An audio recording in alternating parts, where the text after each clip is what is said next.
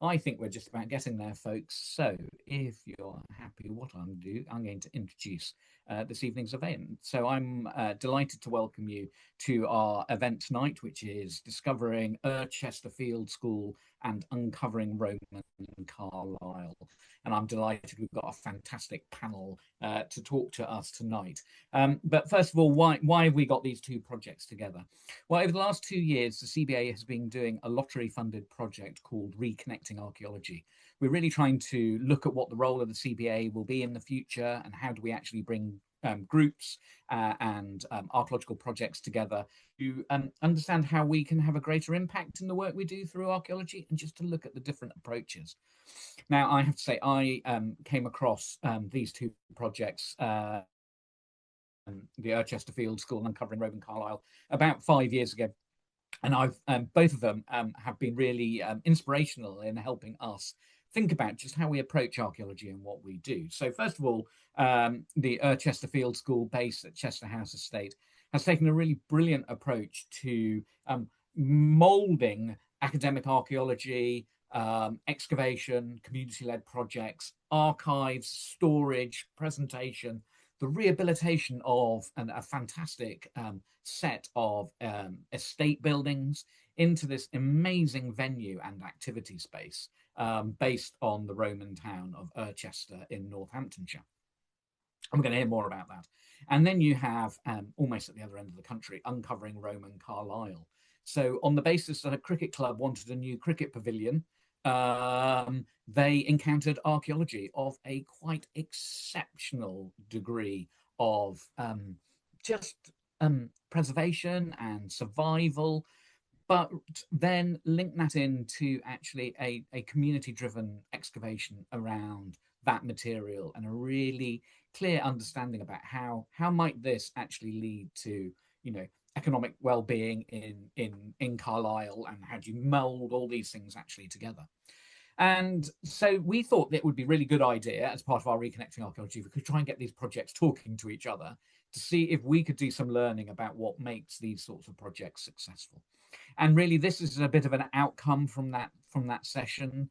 And we hope that you'll be able to join in and ask both projects questions about what it is they've been doing and why they feel they've been so successful. So the way we're going to structure tonight, first of all, we're going to hear from the Irchester Field School, and then we're going to hear from Uncovering Roman Carlisle.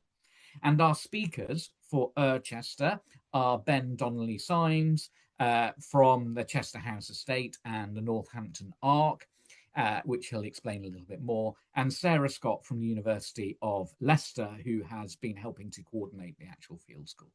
And then after we've heard from them, Nick Henderson is going to come in and talk to us about Uncovering Roman Carlisle. So hello, folks. It's absolutely wonderful to have you. Just again, everybody, a little bit of explanation about the technology.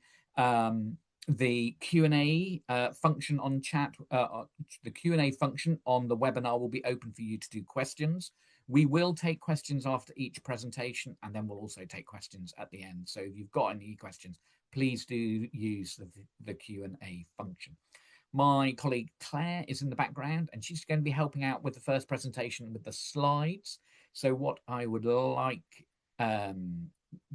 Bob, notice there is an echo.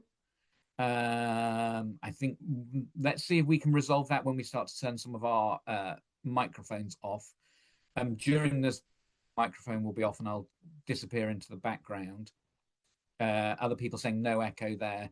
So Bob, I hope it's not just your speaker, but do please into that. So as I said, I will disappear into the background. Please use the Q&A. If you put questions in the chat, we'll try and put those into the Q&A to actually ask our speakers. But without further ado, can I please hand over to Ben and Sarah so that we can hear more about the Irchester Field School?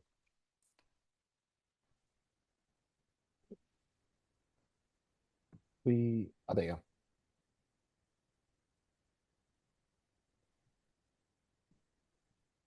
Okay, here we go.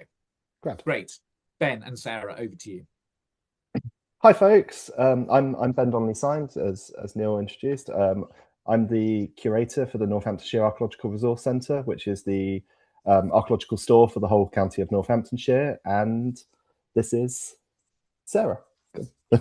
Hi, I'm Sarah Scott from the University of Leicester. I am based in the School of Heritage and Culture, but I'm also director of the University's Heritage Hub. I'm also a resident of Northamptonshire, so I grew up in Northamptonshire, and I'm really passionate about the archaeology of the Nen Valley, and I have been working with Ben and team since 2019. Next slide, please, Claire. Sorry.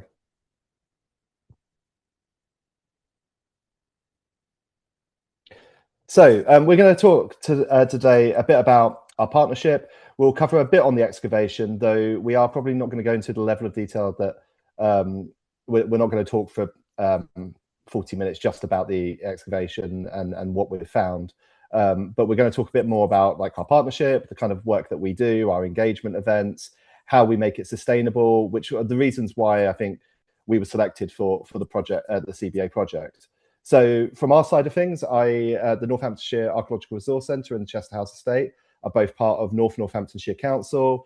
The Chester House Estate is a £17 million national lottery funded project that opened in 2021 and is on the Roman town of Irchester. But we have 17th, 18th century farm buildings, and we have a 10,000 year story of human activity on site. It's not occupation, but we have 10,000 years of activity existing on the site, along with much of the rest of the Nen Valley. And we have a learning program, we have an Airbnb, we have shops, we have a SEN college, and we also have the Northamptonshire Archaeological Resource Centre, which is the state-of-the-art new store for Northamptonshire. The University of Leicester has really wide-ranging strengths in archaeology and heritage. The School of Heritage and Culture is home to ancient history, archaeology and museum studies. Also University of Leicester Archaeological Services. The University of Leicester Heritage Hub facilitates projects and partnerships that are really about combining university sector and lived experience. We started working together in 2019 with just a handful of students and 2 staff taking part in the excavation and also piloting a learning program. We then developed a formal partnership actually during the pandemic. We now have a comprehensive partnership agreement and have been working in partnership across a really wide range of activities with the Irchester Field School as a flagship project. Next slide, please, Claire. So the Irchester Field School, as Sarah said, is a collaborative project, and we have been trying to shift our kind of focus onto kind of community-led research, and we have been trying to develop a sustainable model that means that we know that we are going to be able to go back and excavate every year. The reconstruction drawing that we have in the middle is based off of the evidence from the geophysical survey. And then on the left, there is a picture of the Chester House Estate, and then the logo of the Ark, but the Ark is a large warehouse there. But we're also trying to, the site historically has had some bad press about it, and we have been trying to change that story through some of the archaeology, the discoveries, and the engagement with our wider community. And it is a wide-ranging partnership. What we're going to discuss today is focused on the field school, but it covers much more than just the field school. It is our museum, our interpretation, our learning programs, our events, well-being projects, that is all kind of encompassed in the partnership that between North Northants Council and the University of Leicester, but with the field school at the heart of it. Claire, next slide, please. So just a little bit of background about the excavations. Irchester is unusual in that it is a Roman small town that doesn't have a town on top of it, unlike Towcester, which Neil was driving past earlier today. So it has had investigations, but it's not been whole scale on the same level of, say, a town like Towcester. So the earliest investigations were started in the 1870s, which Sarah could do a whole separate lecture on, because that's one of Sarah's main research interests, is the antiquarian excavations on the site. But there was a discovery of the Irchester bowls. There will be a picture of the Irchester bowls later on in the presentation. But it's these amazing bronze bowls that were found associated with a cemetery during ironstone quarrying. Then there was that led to excavations by the Reverend Robert Sibley Baker, who was the first person who excavated on site. Obviously, it was an antiquarian excavation, and the standards of excavation are not quite what they are today, but he did keep very detailed records. We are aware that he took photographs, which for the time is very unusual. We just haven't found them yet. And we have plans of his excavations. And the whole site has been a scheduled monument for most of the 20th century. So the amount of excavations that have actually taken place on site have been very limited, and usually linked to the excavations around the A45, which is, if you see the map there, it's the big road that is just to the south of the, sorry, just to the north. It is this map is actually upside down. Sorry, just to the north of the Roman town. And in the 1960s and the 1980s, there were excavations of the very corner of the walled area of the town, which is the large area of geophysics that you can see in the middle. And within that town, from the geophysical surveys that were done in the 2000s, we're aware of at least 2 temples, one of which was excavated by Baker and then later reinvestigated. There is lots of strip buildings. There is a possible mansio and a possible bathhouse. But the actual scale of excavations, you can see on there, the kind of grey colour on that picture, that is actually the extent of the known excavations at Irchester, which shows you there is actually quite a limited area of the town has been excavated.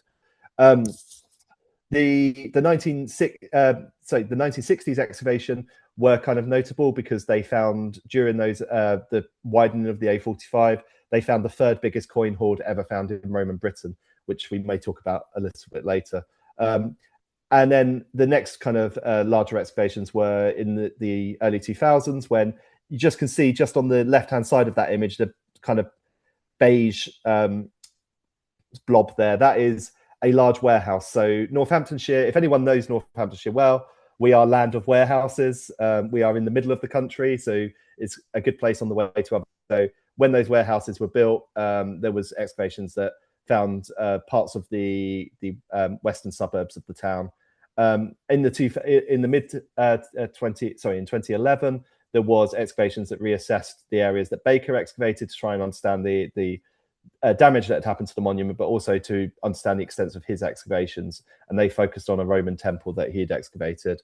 In 2014, kind of in the lead up to what became then the Chester House project, the Lime Avenue Cemetery was excavated and 67 burials were found in basically the entrance to the Chester House estate. There was then a community excavation, which is what we're mainly going to talk about today, in the Orchard, which started in 2014 and then later had Leicester's involvement later from 2019 and 2021. And that's on the Roman cemetery in the Orchard, where we're currently up to around 116 burials, I think we're up to. And then there is also been excavations around the farm buildings as part of the redevelopment of the site. And we are looking to develop the programme and also excavate elsewhere in the town. But that's news for the future. Next slide, please, Claire. So within our main excavation area that we've been focused on for the last few years, we are excavating in the suburbs of the town. We are outside of the walled area of the town. This illustration here, you see there is a large enclosure ditch with lots of dots in there. That's the cemetery. So it's an earlier enclosure that then has a later Roman cemetery placed within it. Our first carbon date has come back from that cemetery, suggesting that it is occupied in the middle of the 4th century. But we have at least 3 layers of burials, and we also had an individual where we had finds that would suggest that they were early medieval rather than Roman. So we're not too sure. That's a piece of work that we're currently ongoing. And the picture on the right is of Davison. Davison was 4 days into his first ever excavation, and then hit the jackpot, which I will never do because I am lucky if I find a single sherd ever, and managed to find 6 complete pots and 22 partially complete pots in a large pit elsewhere. So the area we're excavating or have been excavating is kind of an area between the different the backyard plots between different Roman roads within the town. Claire, next slide, please. So yeah, you can see sort of a phasing plan that Joe from ULAS and Gavin from ULAS, who lead a lot of the excavations on a day-to-day basis, they've put together, and you can see the sort of first phase where we've kind of got this long linear north-south ditch, which then has some activity kind of going around it in the sort of middle to late Roman period, and then we have several buildings on site, and then finally this large cemetery. The cemetery we have excavated maybe a third, maybe a quarter of the actual cemetery itself. The rest of the cemetery is in the non-scheduled area. And the reason why the cemetery was selected was actually because there was thought to be very little preservation. It's on a Victorian garden, and it was thought that a large amount of it had been landscaped, and there was actually no preservation. It turns out they were quite wrong on that, because we certainly found a few quite a lot of stuff there. So next slide, please, Claire. So sorry, 1 second. This is your one, Sarah. I think it is. Yeah. Yeah. Thanks, Sorry. So as you've just heard, excavations have taken place at the site over decades, and so a priority for us was really to think about how we could continue to provide opportunities for volunteers to be involved in excavations at the site, but also to develop the site as a student field school. So priorities were really around developing a sustainable model for working, so to ensure financial resilience and long-term opportunities for local communities and for archaeological research, and also really to ensure that activities from excavation and wider activities around the excavation are really accessible and inclusive. And as you can see from the slide, we've had some significant successes, but actually what we want to do here is really reflect holistically on the process, because often people only see the kind of end result or digging for Britain, but what we want to do here is really kind of reflect honestly on some of the ways in which some of the challenges we face, but also the kind of creative thinking about the opportunities to work together to maximise opportunities for people to get involved in archaeology, and kind of thinking creatively about how to overcome challenges. Can we have the next slide? Thanks. And often we see numbers that are often seen as a marker of success, but what do the figures actually mean? And it's often complicated, as projects and partnerships like this often develop organically. And for that reason, there's often a focus on actually designing and delivering the activities without necessarily clarity on the why, and also what success will look like. And actually, it can be really challenging for organisations to be able to develop a long-term strategic plan, or to track and reflect on evidence for success. Obviously, that kind of requires confidence and capacity. And for us, at the outset, we were certainly a very small team. It's also really in kind of unsurprising that people actually often enjoy doing the activities. So love digging, for example, without necessarily wanting to think too much about what might happen in the future, or how to sustain the work. And it can really be quite hard to shift perceptions that projects like this are about digging, and also that the costs of offering such opportunities are not just those connected to staffing the excavation itself. Can we have the next slide, please? Thanks. One of the challenges is that projects like this, so community archaeology projects, student field schools, especially as they grow in size, generate huge quantities of material which need to be washed, processed, studied, and archived.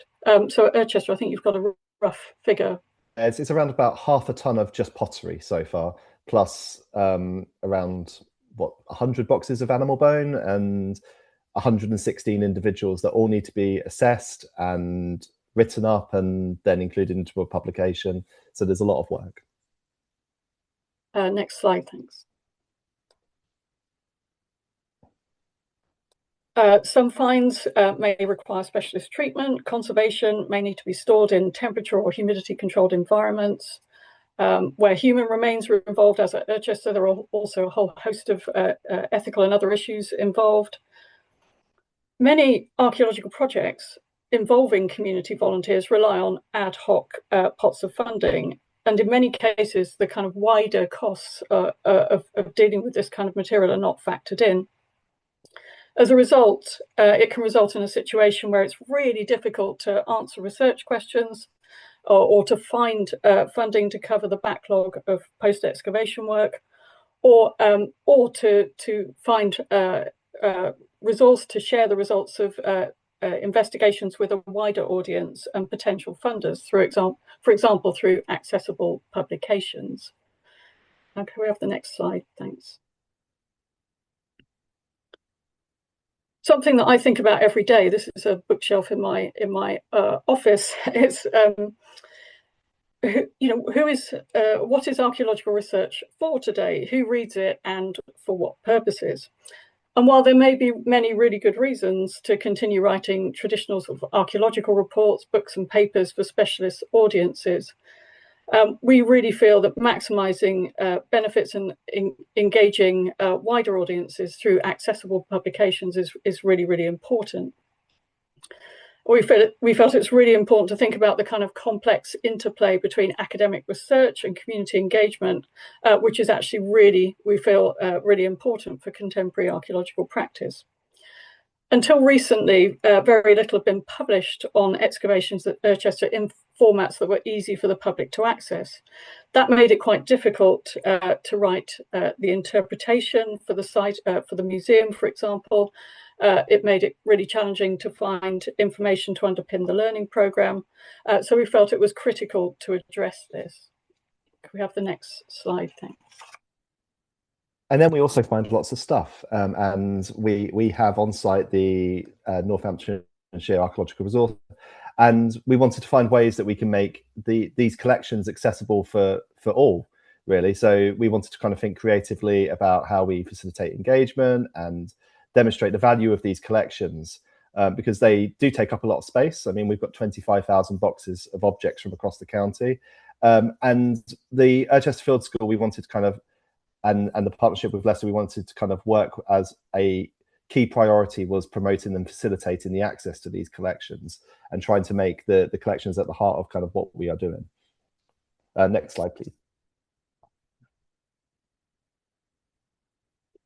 So from the outset, we started to think really creatively about how we could combine our resources and expertise to address some of the opportunities that we could see at the site.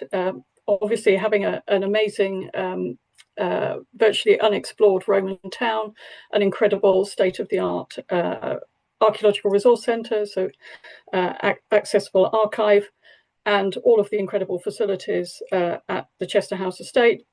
We just saw it as a fantastic opportunity. Yeah, and as a group, we sort of started to consider what do people want to do, and what do they want to know about their local area and about archaeology. What do people actually enjoy doing? Because we wanted people to actually enjoy coming to the Irchester Field School. It's quite an important point. How can we cover the costs of post excavation, which are substantial, while also not having barriers to participation, which is a really key thing for us. Irchester is not in the most wealthy area of the country. We have to be really mindful of our community that we serve. How do we support lifelong learning? We have volunteers who, some of who are on this, I've seen are on this this call, and how do we support them learning throughout from Key Stage 1's children all the way through to our volunteers who are retired? How can we help our organisation maximise the return of public investment? We are very conscious. We are a public museum. We are part of a council. the university is publicly funded. That is how universities they have a public role. And how can we maximize this by working together? How can we sustain the scale of the work and scale it up as well? That's been a really important thing for us to consider.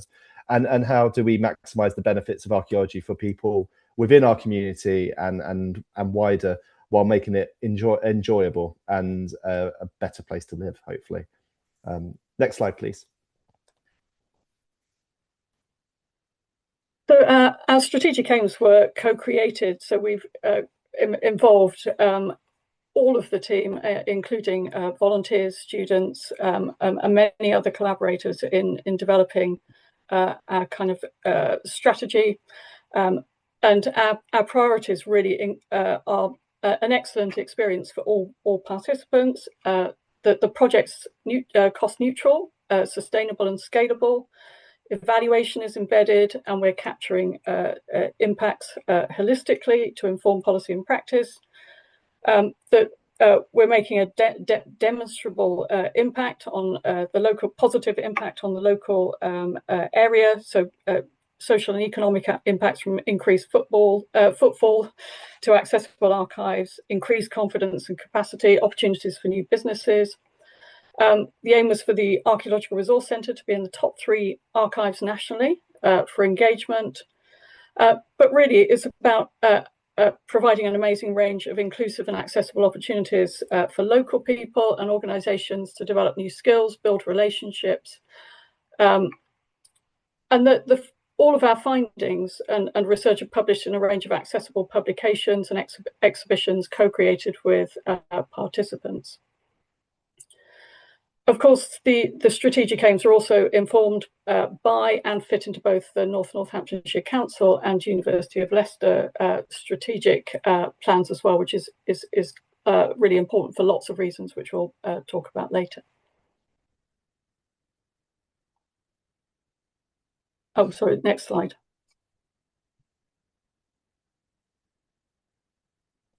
So I think really the first thing that we did was really think creatively about our combined resources and expertise. So kind of auditing everything that we had between us, and really exploring opportunities to draw on that incredible kind of resource, and thinking about providing opportunities for everyone to get involved with the research and to learn new skills. And I think that's been one of the really amazing elements of the project, actually, and I think one of the elements that we've really all enjoyed the most, which is working with volunteers, students, and many collaborators as a kind of collective working on this amazing site. Next slide, thank you. So I'm just going to talk very briefly about our osteology volunteering program. This is something that sits slightly outside of the Irchester Field School, but has very much influenced the way that we think about volunteering and how we work with volunteers and members of our community. I should say both these ladies who are in this picture are actually on this call, I've seen in the chat. So hi, folks. So our osteology volunteering, we hit basically the jackpot. We have a trained osteoarchaeologist who has trained a group of initially 17 of our volunteers, mostly with no prior background to osteoarchaeology, and they have trained to be able to identify pathologies, identify trauma, be able to age, sex, determine the height of individuals, and it has completely transformed our collection. They have now looked at over 1,500 individuals. But one of the key things that they've done in relation to the field school is that they have been able to do the initial assessment on the 116 burials that we have, which has meant that we've been able to speed up some other pieces of work around, particularly some of the biomolecular stuff around isotope analysis and ancient DNA. And it's been solely down to these volunteers and our being able to work with them and train with them. And several of these folks are now also working with an academic, one of Sarah's colleagues at the University of Leicester, on projects that will eventually end up in academic journals. So it's kind of changed our way of being able to of thinking of how people can actually get involved with active research. And I'll come on to another bit in a moment on how that's kind of expanded into the field school. Next slide, please. Yeah, and just building on what Ben mentioned, Sarah Inskip's team, the Tobacco Health and History team. So it's been fantastic working with them on a range of projects, and their team is now embedded in the learning program. So working with around 1,500 school children every year. The university has also been able to support osteology through, for example, PhD projects. And it's been great to see the university team really expanding, both students and staff. Next slide, please. So the approach that we did with osteology has kind of it's now across most of our site. We are thinking about working with volunteers and members of our community around developing skills and developing on the interest that people have.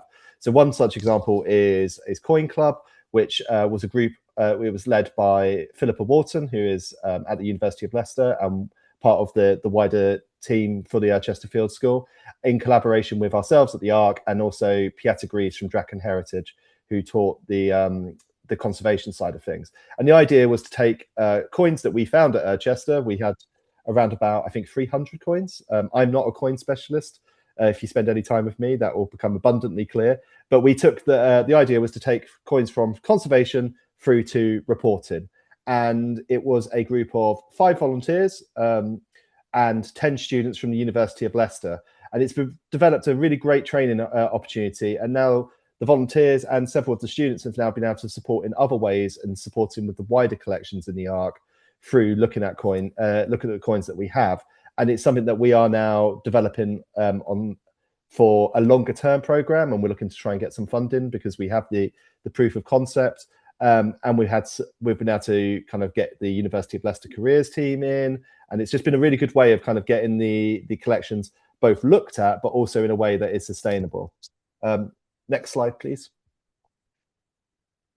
And this is just some of the insights that the students and volunteers have been able to tell us. I should say none of this I have any clue about, but we have several Claudian copies, which apparently is interesting in a Roman small town. They are primarily used by the Roman army. That is very different to, I imagine, what they will find up in Carlisle, where I suspect they will get a lot more coins associated with the Roman army, but it's fairly unusual in Northamptonshire. The majority of our coins are late Roman to the very end of the 4th century, I think, within about 10 years of 410. And we also have had a few rarer mints, which may suggest that the town where it kind of sits in the Roman Empire. So I don't ask me any questions about that later. I'm sorry. Next slide, please.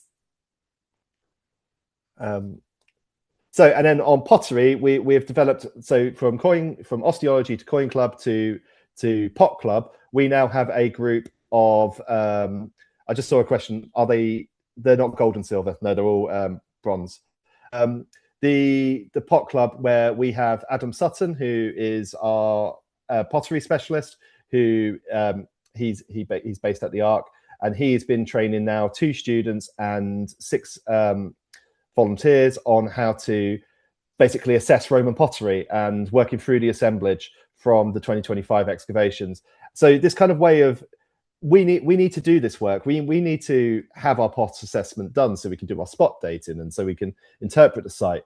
But what we are trying to do within this is develop skills development as part of it. And actually the pot report for 2025 will have the names of those 8 students and volunteers on it as co-authors, because they are the ones helping us with the work. But what the idea is that those volunteers and those students can then go away and do research elsewhere, and they become active researchers in the collection, not just a volunteer. I should say at this point, I don't regard any of our osteology volunteers as volunteers, really. They are researchers doing work on our collection. And that's all been kind of from the field school of this way of thinking about how we deal with post-ex to engage more people with it. Next slide, please. So yeah, so here's some of the pictures. These are all of the pots that we found. I think the one on the left that Victoria is holding was the one that we found 2 days before Digging for Britain and stayed in the ground until Digging for Britain came, because it made a good story. Yeah, you can see in the middle one Davison with the people around. That's actually a small number for the crowd for that day, because usually there was about 30 people around seeing all of the complete pots coming out. But from that pit, we also had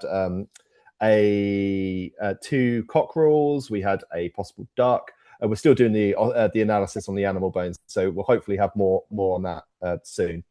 Next slide, please.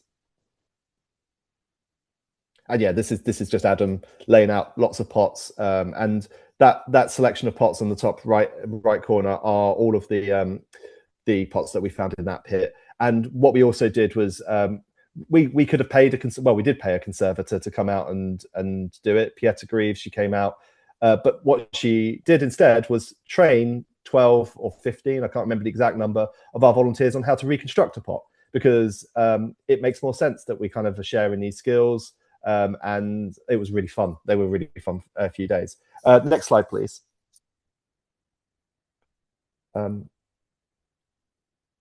So, and then we also have interpretation of the site. So this is a really key thing. We are actively excavating on a site. We have new stories to tell every year. Most people are not going to read an archaeological grey literature report.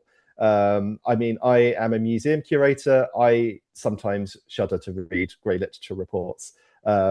So it's a really important thing of finding ways that we can make it accessible. So every year we try to do a 6-month or to 9-month display within our museum space on what are the most recent excavations and what has been found. Often it's very interim. We can't say much detail because some of the work hasn't yet been undertaken, but it's a way of us being able to communicate our stories. We're looking at developing a way that we can do it with our osteological collections, telling the stories of what the osteological work is telling us, isotopes and DNA, probably not in the museum space, but looking at a way that we can make something accessible for the public as well there. So interpretation is really key, and keeping it current so that people can find out about what's going on the site. Next slide, please.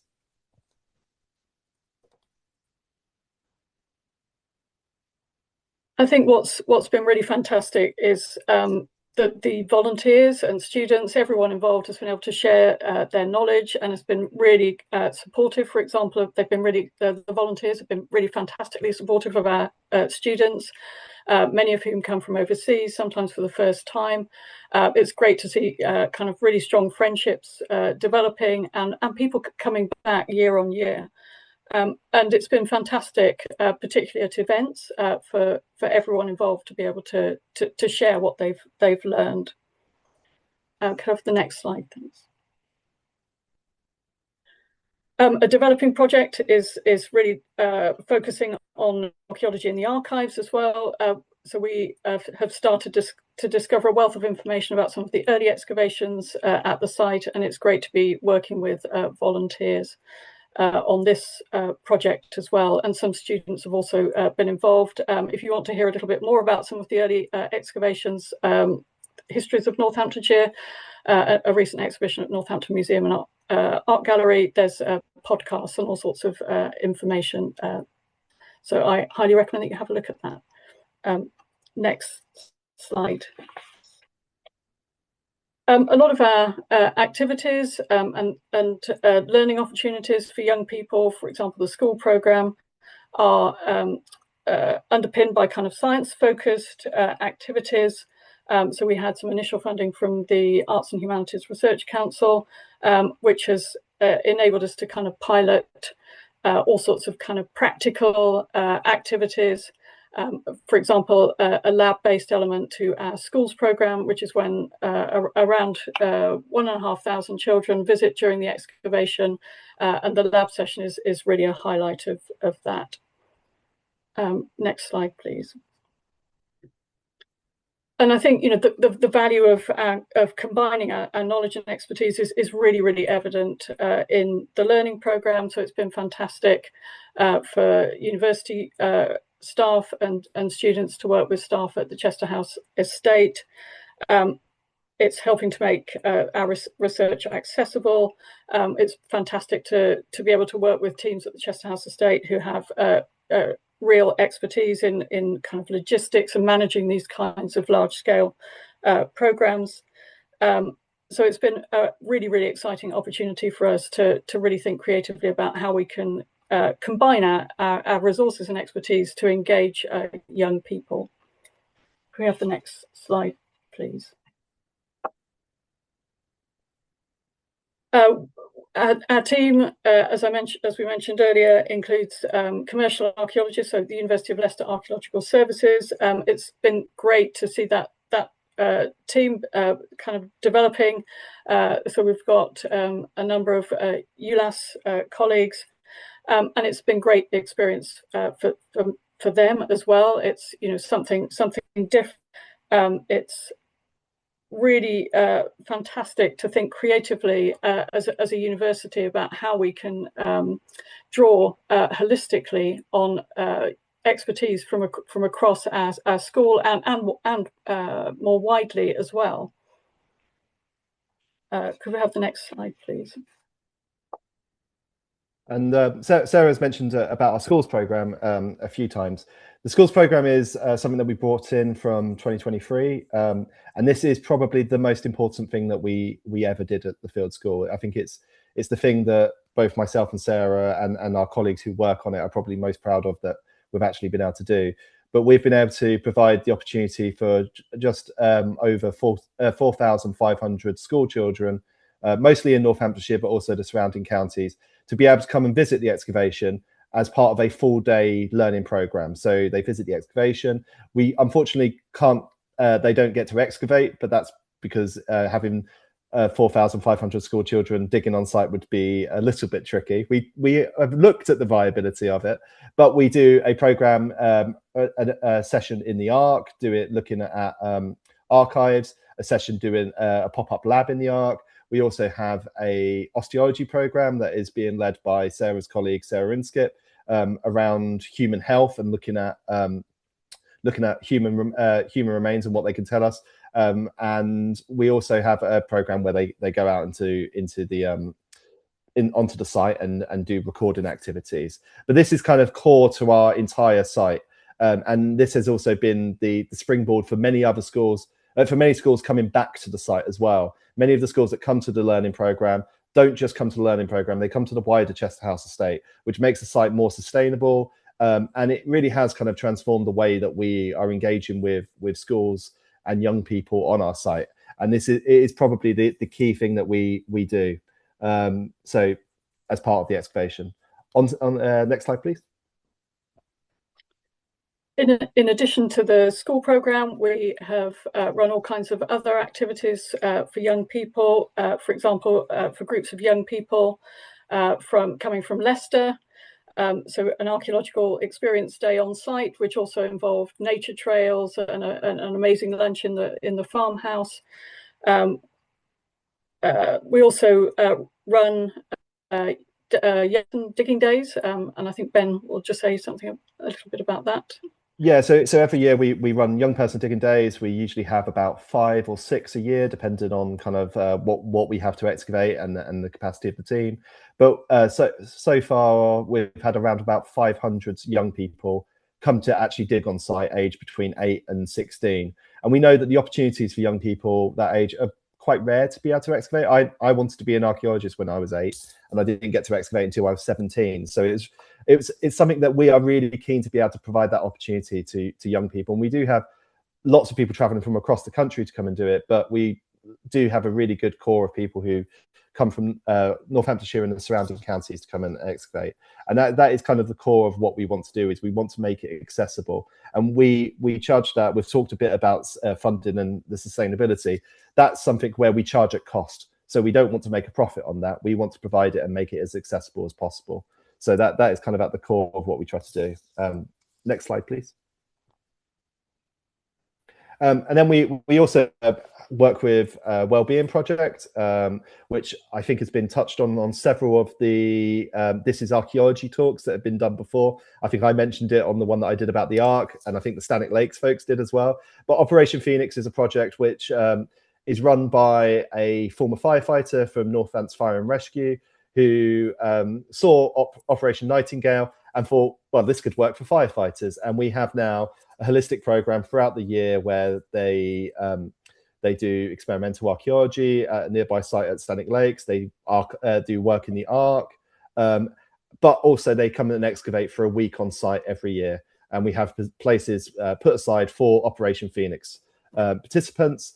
And it is a kind of a really key part of our what we want to do. And here's just a couple of quotes from the folks who have participated. And it's something that we really love having on site. Next slide, please.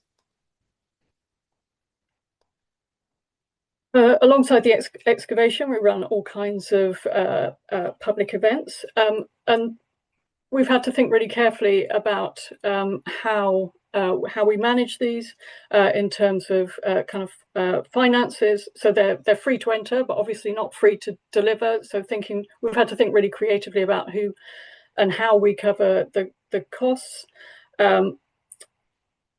We've operated and we've experimented with things like pay what you can model, for example, but we really feel that events are hugely important for the site and for making archaeology accessible. Sorry, next slide. And our big event of the year is Roman Fest, which is a big free event that we put on for the public about everything in the Roman world, and to try and engage people in Roman Northamptonshire. And this started basically on the back of an envelope that Sarah came up with an idea that now this is an event where we have around about 5,000 people and around about 40 different stakeholders involved with different elements of the project, of delivering the day. So we have Roman reenactors, we have community groups doing demonstrations, we have a pop-up lab, we do tours of the Ark, we do tours of the excavation. It's a really good way of us being able to just engage people in Northamptonshire. It's always a free event, and we usually subsidise it based almost solely on ice cream sales because the weather is usually really good. Next slide, please. Okay, I'm just going to whiz very quickly through this. We feel that kind of feedback gathering, understanding what people really enjoy is hugely important. Could I have the next slide, please? So understanding obviously what works, what doesn't work is key to success. And something that has really kind of come out of the feedback gathering is just how much volunteers and participants enjoy the kind of public engagement aspects, and also the opportunities to learn new skills. Next slide, please. So for both partners, this project has been hugely important. It's really provided opportunities for us to think really creatively about how we operate, and has provided a huge range of opportunities for staff, for students, but also for people locally to get really hands-on with archaeology. And for Ben, I think it's been hugely important in terms of developing programs and activities at the Ark, and also at the Chester House estate in more widely.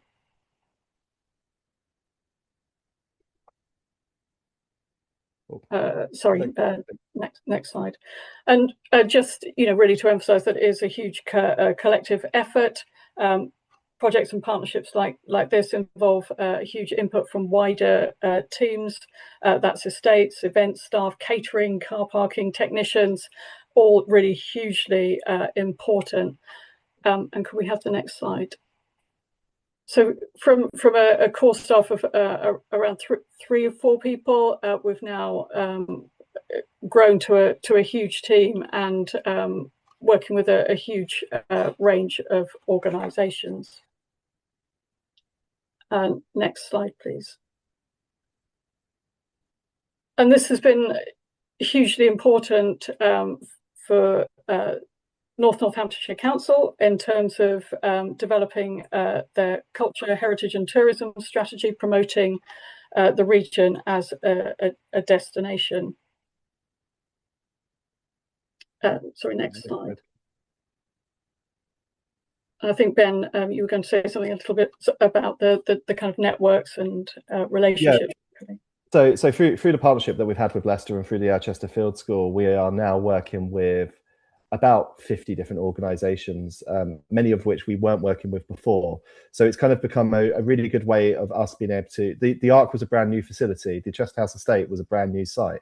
It's been a really good way of being able to get us out there and working with other people, because our whole purpose is to try and facilitate access to archaeology and trying access to people's local heritage. So it's been a really important way of being able to build these networks. And we are now also, we've got a local archaeology forum, so all of our community groups are part of that. And it's a really good way of just trying to get people talking to each other, sharing best practice, cross-promoting our events, and that kind of thing of just trying to get us to work together. And doing the Irchester Field School has really helped with this. Next slide, please. Yeah, and just to say that, you know, we've learned a huge amount individually, but also as organisations. Partnerships like this can be really messy and complicated and challenging, but there are also massive opportunities that come from combining resources and expertise, and the return on investment can be really huge for everyone involved.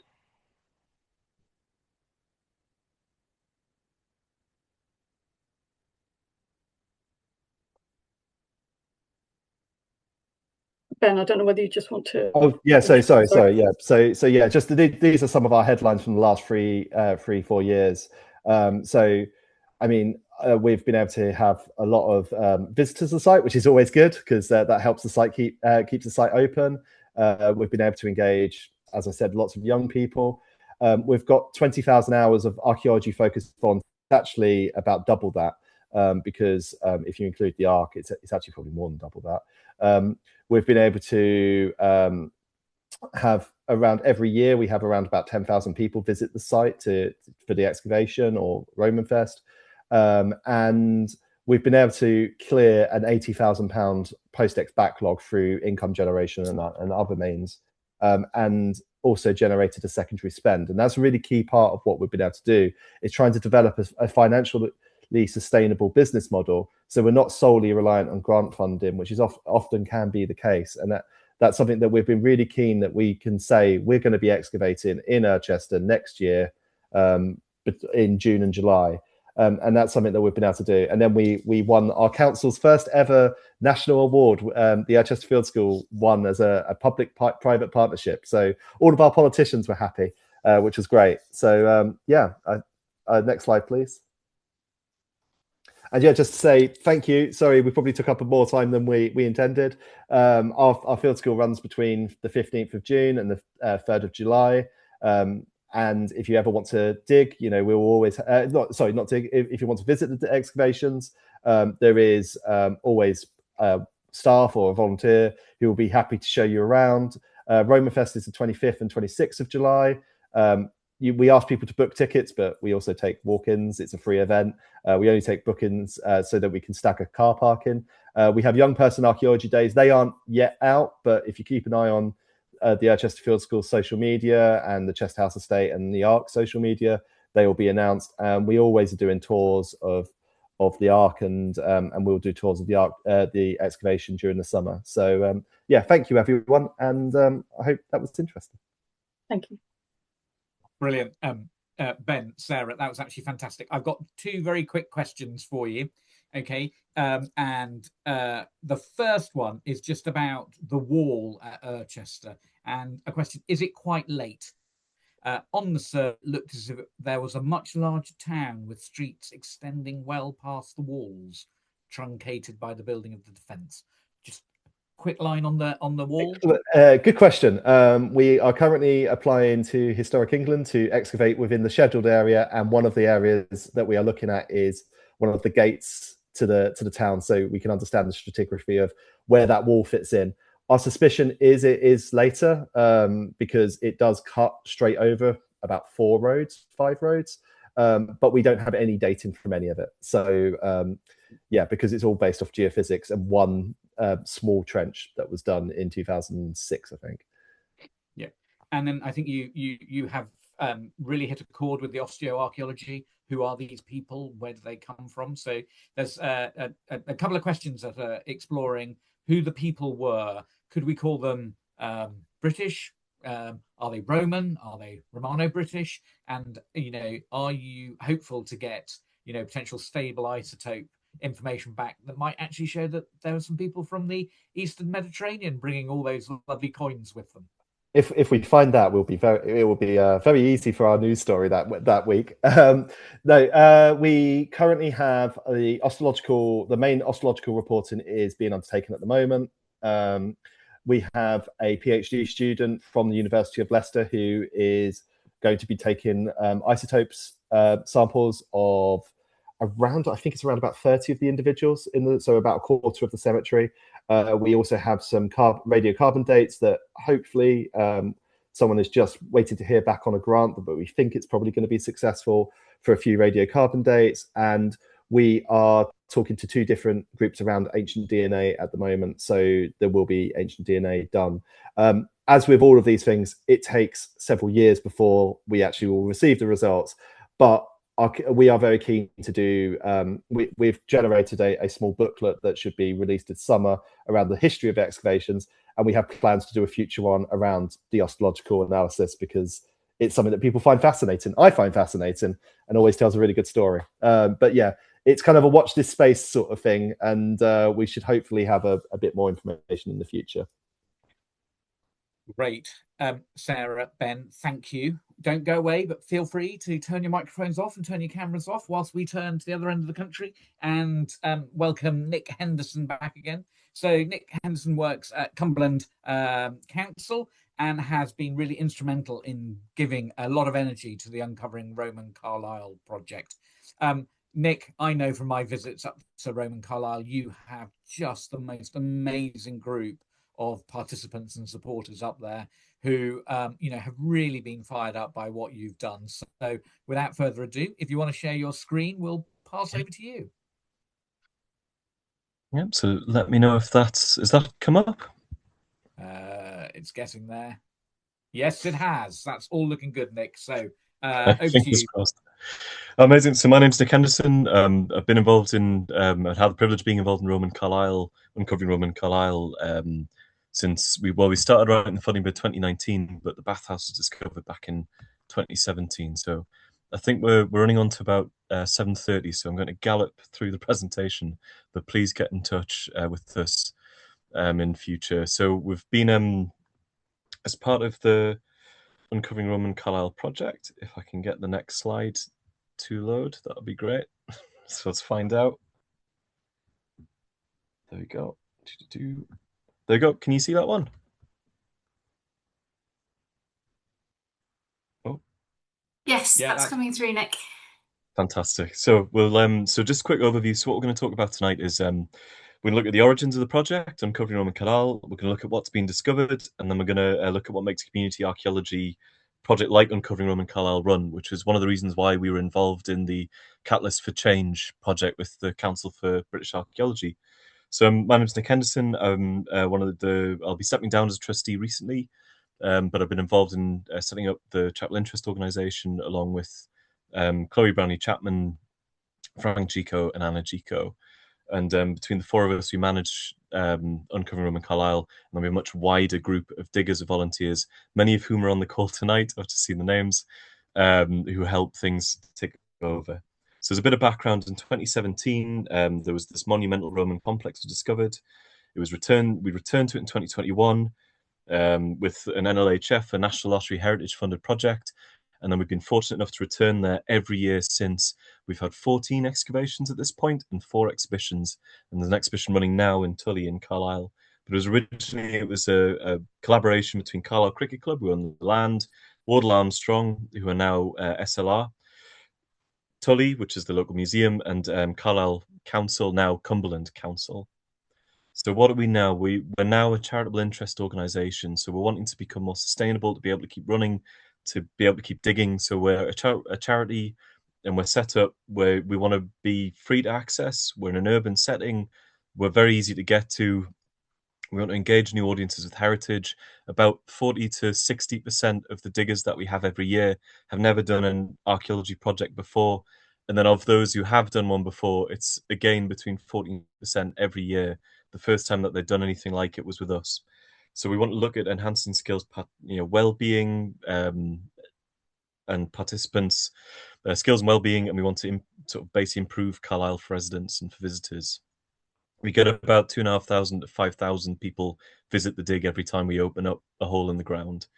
It's a small team. There's 4 of us in the main running of it, but we're supported with a much wider group of volunteers who are just absolutely amazing, and we couldn't do without. And we call them, we are nicknamed the Diggers. So there's 300 to 400 volunteers each season. So every time we excavate.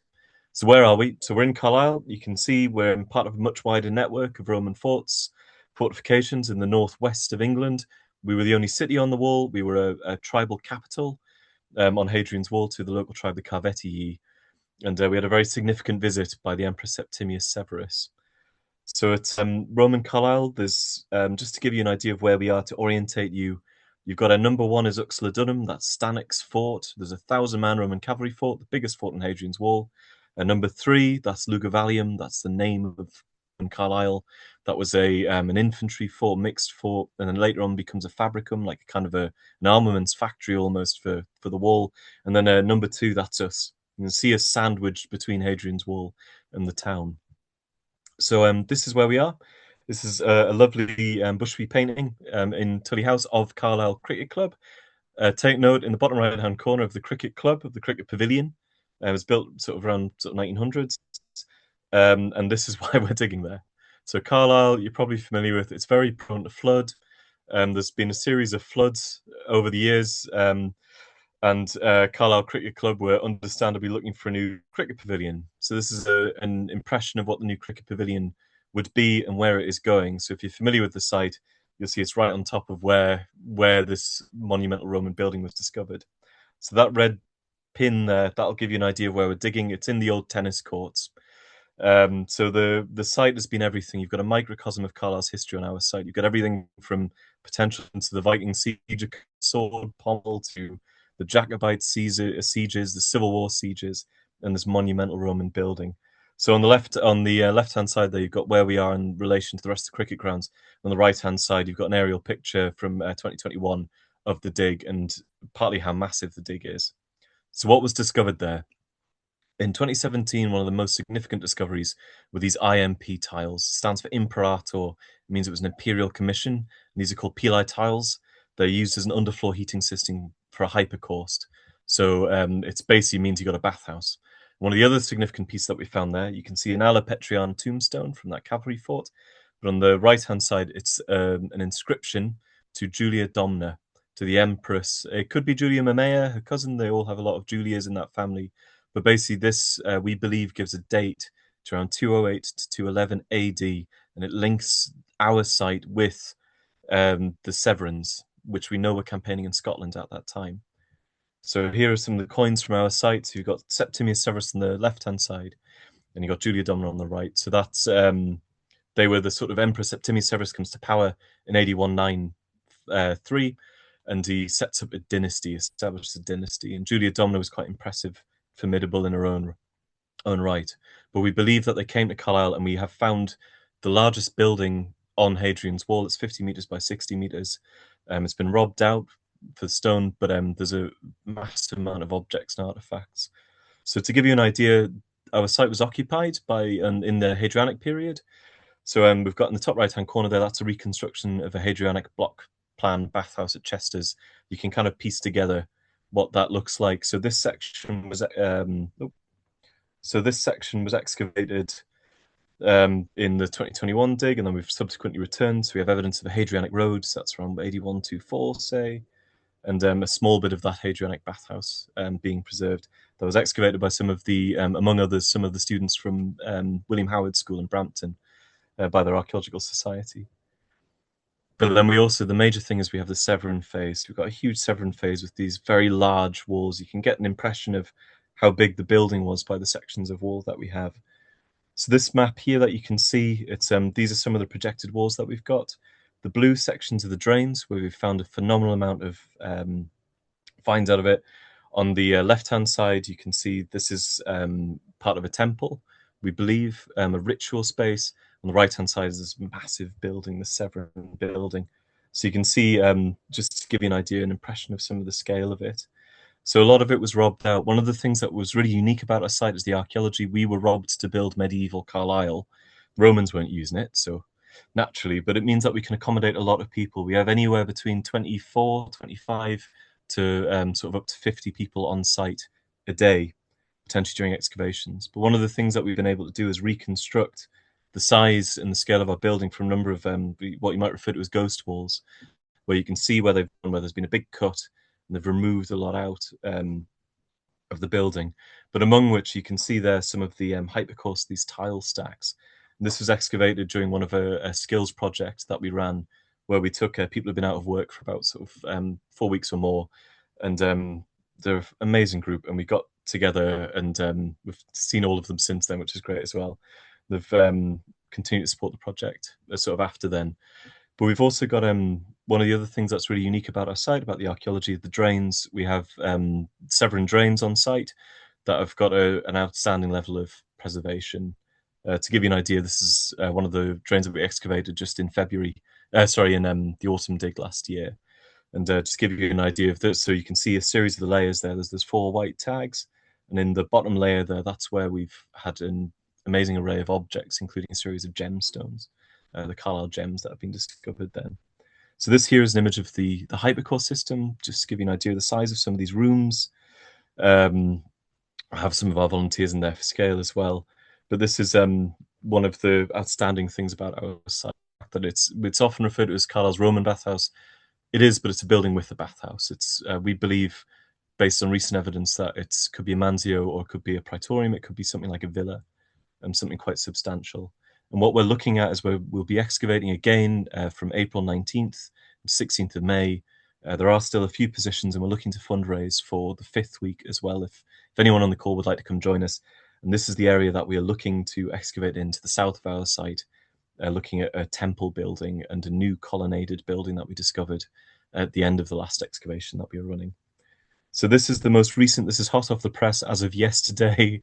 This reconstruction, Anna's been working really hard on, one of the project team, of what our building may have looked like. So this is potentially the praetorium. This is some of the most recent excavations that we have indicate foundations going 2-3 meters deep, which could have held a tower, and based on sort of a praetorium from Castor, sort of further south in the country, and others, examples around the UK of, say, provincial villas and government buildings. This is based on these projections, what we think our building may have been, may have resembled. And there's nothing like it on Hadrian's Wall. There's nothing like it really in the north. So we also have on our site, there's ritual activity. In the previous image, you'll see there's a road running just to the south, and then you can see there's a little temple. So that indicates a lot of ritual activity on our site, which means there's been a lot of finds that have come out of this, really unique finds. So here you can see a section of our site. There's big stone blocks there. That's part of, we believe, a Jupiter column. So it would be Septimius Severus placed a number of these around as he was traveling, a large, say, triumphal column style. But it may have also been originally a mausoleum. And we have on our site a temple.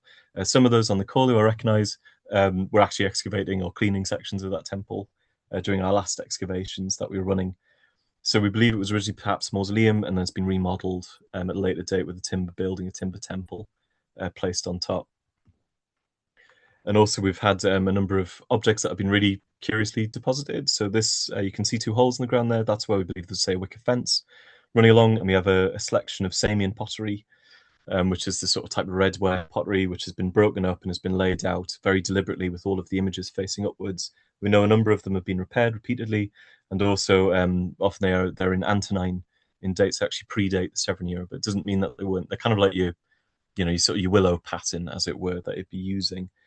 But it seems like a very deliberate sort of deposition, and we have a number of these that have been placed in other areas of the site. The half bowl that you see, so this section, it was run by Andrew, who'd come to volunteer with us through a group called Ancient Odysseys, and he was helping Anna excavate out the section, and we thought we had a full bowl, but then came out the ground, it was half, so slightly disappointed, but it was an amazing find though. So we also have some very unusual amphora deposits, kind of like crazy paving that's been laid out, which we've been collecting, which we've been studying, and but the headlines from our artifacts, we've had those IMP tiles, we've had over 206, which have come from our site. To put it in perspective, I believe there was 40 or around 40 in the UK prior to just this site. We've got a collection of nearly 300 pins, hairpins that have been discovered. There's sort of nearly 900 coins as well that have come out of the site from a variety of eras. The oldest one actually predates the Roman Empire that we've discovered on site. So over 300 beads, we found a series of gaming counters, over 1,000 shards of painted wall plaster, and 79 intaglio gems, these magnificent little gems. And all of this, each of these artifacts behind it is a series of volunteers. We normally have 5 to 11 volunteers behind the scenes doing post-excavation projects, sorting through artifacts, doing the wet sieving after the dig's running. So there's a constant stream of activity even when we're not on our site. So we'll run through a few of the objects, then I'll get to some of the more community archaeological aspects of it and kind of what makes Uncovering Roman Carlisle tick, which you probably figured out as the diggers, the volunteers. So we have a series of glass beads, including a series of a number of jet beads, which have Julia Domina popularized jet. She was there's a connection to her ancestors taking care of a large black sacred stone in Syria where she was from, potentially linking to her love of jet, which is a really interesting subtopic. But we've had a series of beads where we've had a report done recently by Ruth Beveridge. We've also had close to 300 bone and hairs that have come out of the dig. There's a one slightly shaped like a hockey stick to the right hand side of that image, and it's actually a doll's foot. It was pointed out to us during one of our talks, and one of my favorite responses was from one of our archaeologists on site. It was a daughter, and she said, "But Mum, Romans hadn't invented children yet." When she was told about the doll's foot. We've also had a series of game encounters. These ones have names on it. These were found in the last dig as if they've been deposited in a small bag. And we have the names of with somebody who was occupying our site, which is Coccus, on one of these, on a number of these game encounters. And there's some really interesting features about how they've been scored and how they may have been lost and won, and kind of creating extra color on the site too. We have here the miniature portable altar that was discovered on our site, which was found in our temple area, or what we're referring to as a temple. And there's a very similar one found, for example, at Catterick. And these were stackable, and you would basically chant. There'd be rhythms that we don't exactly know how they'd be using them, but these portable altars, they lend themselves to the idea that there was possibly a school of enamelers here in Carlisle. So the dig's constantly updating our knowledge of, based on other evidence as well, on what Roman Britain was like and how it reflected. And this is these intaglios, this magnificent collection of intaglios, 79 gemstones found by volunteers from the ages of 8 to 80. These have revolutionized what we understand about Carlisle in many respects. It's confirmed the existence of a Carlisle school of enamelers. We've got a book just published with Martin Hennig and Anna, and these have created a sort of really fascinating insight into our past, but it also reflects the multiple different stories about our site, which then resonates with a number of our volunteers. So one of the big things about our site has been volunteer voices. So every exhibition we've had, we've wanted to reflect people's voices and what they felt. So each object has biographies to it almost. So it's not just, this is an intaglio from X, it's about what it's made people think and feel. So here we have our lead seals. This indicates a large collection of soldiers. So we have evidence of people from a number of different parts of Northern Europe, or North Africa as well, around our site. But these lead seals have come from a number of auxiliary regiments that have been stationed around generally northern Britain. This is sort of an example of it. The one with GCSE on it gave everybody flashbacks, which is in sort of its second up from the left. But one of the really fascinating things about these lead seals is one of them has been stamped by a Carlisle school intaglio with a parrot on it. So there's a ring-necked parakeet, seems to be a popular design. And one of these lead seals has been actually stamped with a Carlisle school intaglio. So you can imagine somebody he's from Iberacum, not Iberacum, sorry, he's sort of from White Castle. He's come down to Carlisle, bought his intaglio, gone back to the sort of the Pennines, and then his lead seals as correspondence with them. These lead seals were used to seal correspondence. I've had a huge collection of brooches come out of the site, a number of them coming out looking as if they were brand new, like the Millefiori disc brooch that we have. It looked like a bottle cap when it came out, and a great deal of pottery as well, which had been engaging our volunteers in We've also had these vaulting tubes. These are a North African building technique that we use to create spans of bathhouse roofs, one on top of another, and it would create an arch, basically. If you think of kind of like stacking bottles one on top of another, this would create a series of arches that you could then use quite light form to support. We've had this is the reconstruction of some of the Samian bowls that you've seen earlier, slightly earlier in the presentation. And we've had one of our, Stephen has been working on these. He's done an amazing job, a lot of it voluntary as well. No one on our project is necessarily paid, although we do bring in archaeologists and staff during the digs. A lot of the work that we're doing is reliant on kind of in-kind support that we're able to give. These are some of the objects that we found near the ritual area, which has included, for example, cremation urns or fragments of cremation urns, potential box burials, ritual miniaturized cups and jugs that would be deposited as part of that. And then a number of sort of finds, for example, we have these pipe clay Venuses, this mother goddess, which have connotations of the home life, of shrines, of sort of the presence of women, of families, but then also of child mortality, as these are associated with all of these different things. And this has provided a series of options for people's interests to be sparked and engagement to be made. One of our, for example, one of the archaeologists on site, Jane's, very much interested in the side of the role of women in the bathhouse. We also have just a couple of large sculptural pieces on our site. These have all been found by volunteers involved in the excavation, involved in the dig. And each of these has a quite an interesting story behind them. These heads, for example, they were found by an American lady called Carolyn. It was the first time on the dig. It was the first time, I believe, on excavation in Carlisle. And then she was scraping away and she said, I found an eye, thinking she meant an inscription, an eye, but it turned out it was actually an eye of one of these. And these are utterly unique. They're sort of about 60 centimeters tall, and they represent Roman theatre masks, and they're apotropaic, which means they're kind of protective. They're toward evil spirits and things like that away from the site. So again, phenomenal collection of coins. Frank, who's our archaeological director, Frank Chico, he's a numismatist. He's a bit of a coin nerd, so this is sort of his happy place in many respects. But it's again, there's usually a high amount of Severan coinage that we've discovered, but then there's also other spikes. So there's occupation into the 3rd century, into the 4th century, into the 300s, and the Constantinians and their dynasty, where we believe the use of the building changed. And this is reflected in our painted plaster. Found over 1,000 sherds of painted wall plaster, predominantly in a series of Roman demolition layers that we've been studying. And some elements of it have been painted over sort of 7, maybe even 8 times, showing how, if you think of, in your house, you change your house, don't you, your room, the use of it. And it's reflected how our building's gone from quite a grand, impressive building to something much more utilitarian, perhaps, say to do with, more connected with the administration of the military areas of this section of the province. So there's a series of quite fascinating pieces of plaster that we discovered that we're currently studying. We've also got a huge amount of window, which speaks to the significance of the building. Among this, we've also shown that there's tests showing it's been imported, smashed glass from Egypt and Syria is being imported to Carlisle, melted down, and then laid out onto large glass beds where it's sort of drying. And you can see on some of the pieces the tongs that have pulled it out.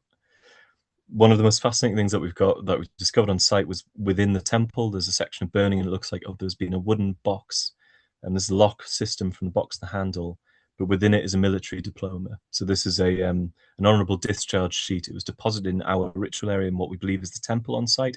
Same way that, in certain, for example, if you go to the continent, there's a lot of Catholic cathedrals. For example, in Brittany, there's a helmet that has a dent in it from the Suez crisis soldier. The bullet ricocheted off the helmet. It's been left in as an ex voto, as an offering in that cathedral. And in the same way the Romans were leaving objects, were leaving important things in the temple, the temples that they would have. And this military diploma. It's you can just about make out COSIII, and we believe we can date this to the 160s, to when there was a joint emperorship between I think it was Marcus Aurelius, Lucius Verus was I'll double check that, but that's so it dates around the 160s when that military diploma was deposited there. And then there's been a section of burning, and we're wanting to return back to here to fully excavate that area. So as I'm galloping through this, I realize I'm coming up sort of time, but what makes a community archaeology project like Uncovering Roman Carlisle? We've had 14 excavations, we've had 4 exhibitions. We've had over 20,000 people visit the site. We've had over 14,000 people visit the excavations. We're currently over 4,000 children who've been engaged in the schools program that we've been running on the site and online. And in terms of the volunteers, we get 300 to 400 volunteers every season. And what makes the community archaeology project like Uncovering Roman Carlisle run is those volunteers, is the dedication of these people. So this is due to the nature of the site of having so much of the building robbed out, we're able to accommodate a very large number of people. And as I've already mentioned, we have anywhere between 40 to 60% of them have never engaged in archaeology before, depending on the season and when we're digging. So we one of the things that we try to do is this amazing group of diggers has brought a huge amount of, as any volunteer project, has brought a lot of experience in with them and a lot of winning. Andrew Wallace, who I believe is on the call tonight, as well as, for example, I think he's spoken to probably 1,000 people at this point, traveling around a large number of sort of halls. We've got expertise from a number of different areas brought in. Doctors Jan and Ollie Mather, who are two of the volunteers, doing, for example, a study of all the IMP tiles along Hadrian's Wall to help write the archaeological reports around that. We've been dedicated to keeping our dig free, accessible and flexible. So if you can only do a morning or an afternoon, if you've got childcare, if you've got certain constraints in your life, that's fine. It's, we want people to engage, and about a quarter of those who've excavated on the site in certain seasons have come from areas of high deprivation in Carlisle.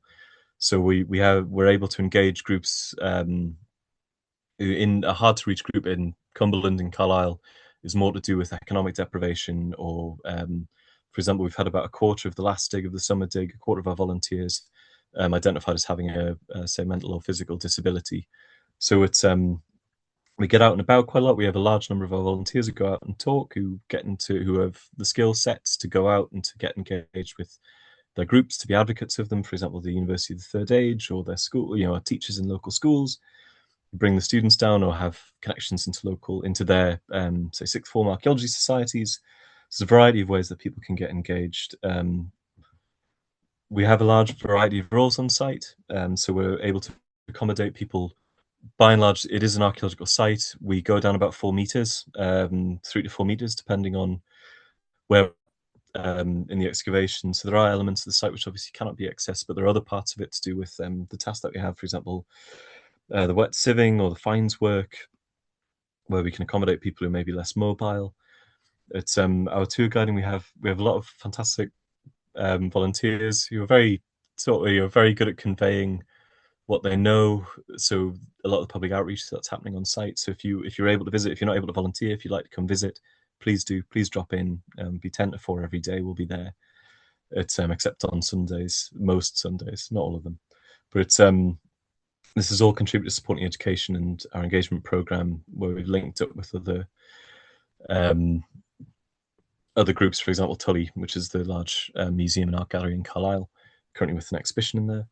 So we've tried to embed co-creation into the Uncovering Roman Carlisle ethos and into the project. We delivered a skills project 2024-2025, which was we had 15 candidates. So it was the third were under 25, a third sort of working age, a third were retirement age. And these people who hadn't been in work for say at least 4 weeks. And 3 of them have finished with a job. 2 of them actually now sort of in archaeology, and one of them is potentially taking over as trustee from me in sort of the coming weeks. So we've had this fantastic sort of level of we've been able to engage with different people, and the skills development side of it in our volunteer surveys constantly come back as being one of the strongest elements of our project. It's an element that we really want to explore in the future. So there's been a lot of our diggers have gone out and have been very proactive, working with us to create. I mean, there's been archaeological reports, there's been talks, educational outputs. We've had diggers creating artworks, jewellery, merchandise, sculptural pieces, hosting and delivering a series of events. They've supported with hosting and delivering conferences. We run a series of conferences as part of the project, of books, of exhibitions, of articles, for magazines, for newspapers, for academic publications. And then we've had our diggers have gone on to elsewhere. So now the first year that we ran it, we had about 10% of our diggers finished with a skills passport, a badge of skills passport, which is something that we hope to keep sort of reviving in future. So we had 24 This is just a snapshot from our summer excavations last year. You normally expect about a 10% response rate from a volunteer project, but these were the self-reporting, some of the outputs that we've come out of it. So 96% of our volunteers have had improved well-being. So community archaeology and heritage is not a nice to have, it's an essential to have. It's important for people's development of well-being. It helps, well, it helps me, it helps all of us. So if we engage the project by and large, we've had 70% have felt fitter and healthier. And it normally hovers around 60-70% of people feel that they've improved their skills, or it's helped them look at other opportunities for work, study, and volunteering. We've had volunteers go on to sort of university as a consequence of their engagement with this project, which is wonderful. And it's we've had a lot of these sort of aims. We've had a number of challenges. We've got a big issue with our capacity. There's just the four of us. There's me, it's Frank Gico, Chloe Branley Chapman, Anna Gico are involved in the general running of the charity, but we've got a much wider support network, many of whom are on the call this evening, have been engaged in all aspects of the project and have been connected with us. It's our funding is very much season to season. We can never often, one of the biggest complaints we get is that people don't have enough time to prepare to volunteer. It's often because we only know that we're going back maybe 2 or 3 days before they do because of the nature of our funding, the funding package. We've had some very generous international donors. We've had some very generous local donors. It's been amazing. We've had grants from Cumberland Council to run, for example, the Skills Project. We've had grants from the Lottery Fund, which we're currently exploring a three-year project that we'd like to expand on. And then we're also, we have a lot of money made through, for example, merchandise and individual donations. But it does mean that our kind of sustainability, our funding model feels very much kind of hand to mouth, as it were, which can make it difficult to plan long term, as you can imagine. Popularity of dig, which is great, but it does mean that we're now looking at how we can keep positions accessible, holding spots back, reserving places, introducing new roles, for example, light digger roles for people who would still be mobile enough to get into the trenches, but aren't necessarily able to be doing the wheelbarrowing or the not the physical kind of exertion for whatever reason that might be. So we've introduced a few new roles to cope with that. But also we don't have a base or a museum or a hub to operate out of. We rely on the in-kind support of, for example, SLR Consulting or Cumberland Council or Cricket Club or others in order to kind of continue running and connecting the project. So just to give an idea of some of the things that go on, we've as a way to kind of become more sustainable. For example, we partner with Ancient Odysseys, who we will always be free to dig, but we've made partnerships, for example, with Ancient Odysseys where people are paying effectively to reserve places, but it's supported a week, so it's allowed us to actually excavate an additional week as a consequence of that. And it will always be free to dig, but it's activities that we put on around it, which will be essentially what they're paying for.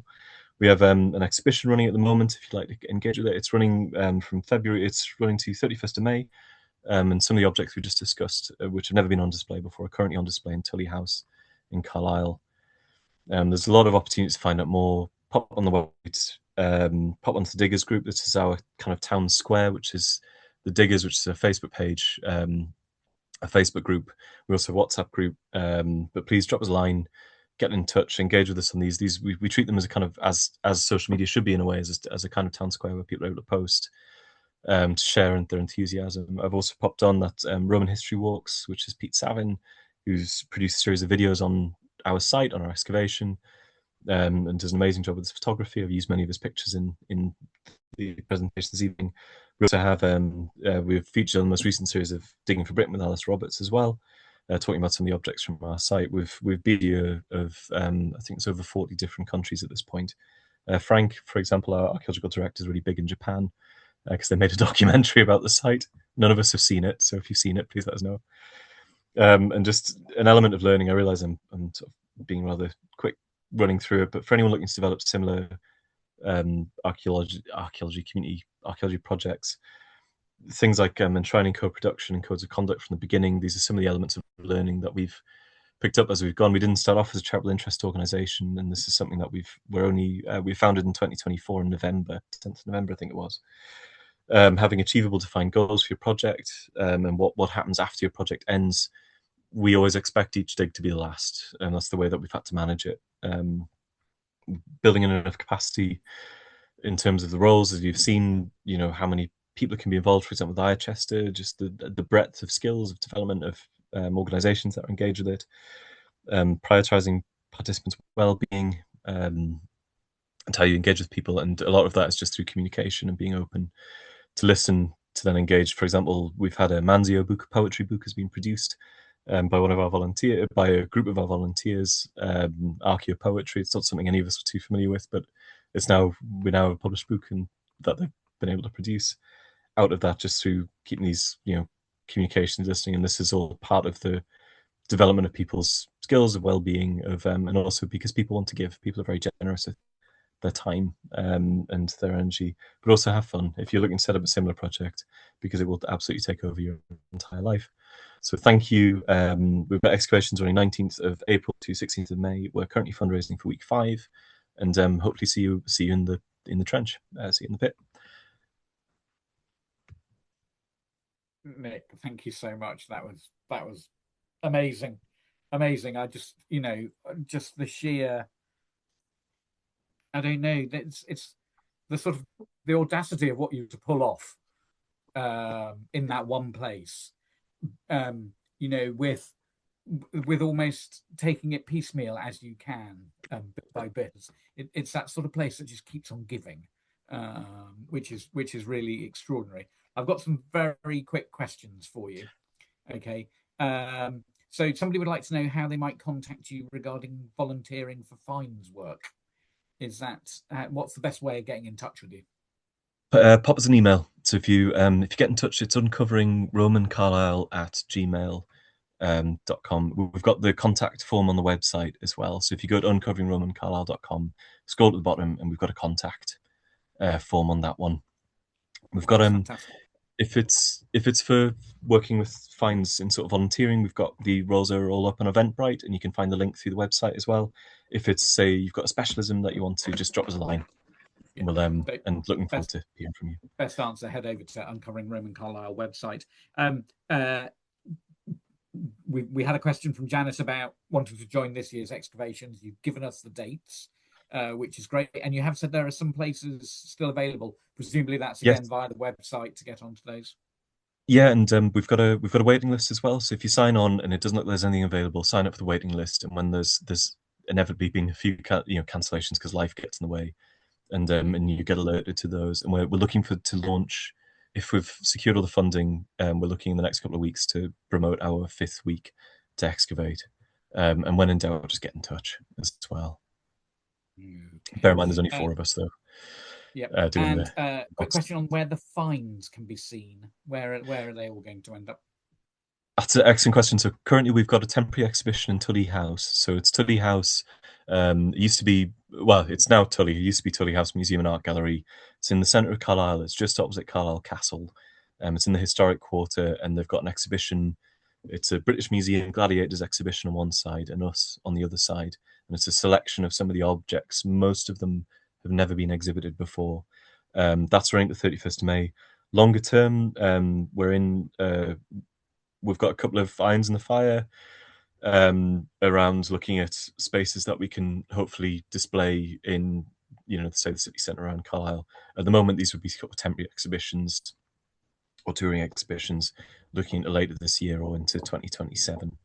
But at the moment, you can see them in Tully House. Okay, one more question for you, Nick, and then I'm going to ask Sarah and Ben just to put on their cameras so I can ask a couple of roundup questions for you all. So, have the cricket club decided that they might need a different location for their pavilion based on the archaeology? They've been. I don't think there's anywhere else they can go. Actually, there's sort of the new pavilion's going slightly south of where the original one was planned, so it's no longer on the big Severn building. But obviously, the more that we have to dig the site because it's a condition of the planning to get the new pavilion, the more we're discovering the stuff directly under it.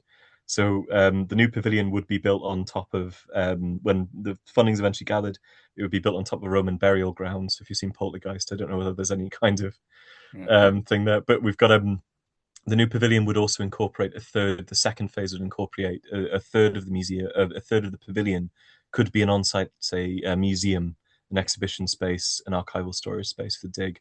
So you'd be able to come, have a cup of tea, coffee, watch some cricket, and then have a look at some Roman objects, which I think would be pretty fantastic. Fair to say the cricket club have been, gone out of their way to actually help you, but they do have a real dilemma in trying to create a pavilion that doesn't flood quite so badly as their current, so they don't actually have much space to maneuver in terms of where they might go. No, and if we're just outside the scheduled monument, so Hadrian's Wall, actually, there's a bank at Carlisle Cricket Club, and Hadrian's Wall is basically in that bank, runs along that bank. So there's wherever we excavate, we are, in some respects, we're sort of supporting the development of the cricket club, because when we excavate, this is all stuff that we need done anyway. Brilliant. Okay, thank you, Nick. Sarah and Ben, if you want to come back in, I've got a couple of questions to round up both of your presentations. For me, absolutely fascinating. We're looking at Roman, just top quality Roman archaeology, but so different in two different parts of the country, and in such different places with different circumstances, which I think is actually amazing.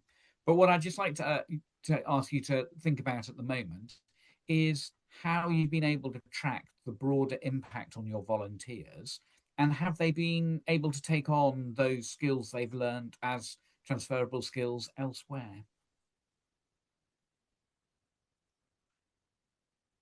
Would you like to go, Ben, or shall I? Or I can, yeah, sure. Let's go with Ben Nick. first. Okay, yeah. So it's a good question, because tracking impact is always a tricky one. One of the things, I'm actually one of Sarah's PhD students, and one of the things I'm going to be doing in my PhD is interviewing around about 60 to 80 of our volunteers to try and understand some of the impact that development of the skills that they have learned through volunteering at the Arc and at the Field School, and what they've actually done with those skills, and also look at the more wider benefits of, or not all negative things, because some of the data may come back as negative, but to try and understand the motivations of why people are volunteering, what they're trying to get out of it, try to understand what the impact has been in both positive and negative. So that's kind of one of the things that we are doing. It's always a tricky thing to track. I mean, we have done some work on evaluation, but there's always more that we can do. Yeah, I think we're always trying to, everything we do, we try and gather feedback, and regularly kind of consulting. And we've had a great collaboration actually with the School of Engineering at the University of Leicester, who've been helping us with kind of digital tools, and that's been really, really helpful as well. And has also kind of prompted us to think really creatively about how we can evaluate and more holistically the work that we're doing. So we've had we keep a volunteer survey running, which is essentially picking up skills, and among the kind of evaluation the sort of questions within it, it's trying to get an idea of sort of the evaluation and what people sort of personally have done. But then also we've had we've kept track of a number of our volunteers and the activity that they've then taken it on to, and provided X number of references out. Or we've had volunteers working on archaeological watching briefs, so have actually been hired by SLR Consulting. And there's definitely some learning that we've taken away. I suppose I didn't really have time to get into it, but there's been quite a lot of really good feedback as well come from volunteers at the site directly to us, or also back to the surveys. But it's typically through the surveys we've been able to kind of track the sort of skills development, and then also through keeping a bit of a number on who's gone on to work where or study where or etc. If that answered your question. No. Well, for me, what I've observed from both of your projects is just how evaluation and thinking about outcomes and impact are actually at the very start of your conversations. And so actually, you probably think it's second nature, which is what it actually should be, because thinking about impact should constantly be evolving what we're actually doing and how we do it. And so standing outside of your direct projects, I see it a lot, which I think is really valuable and really great.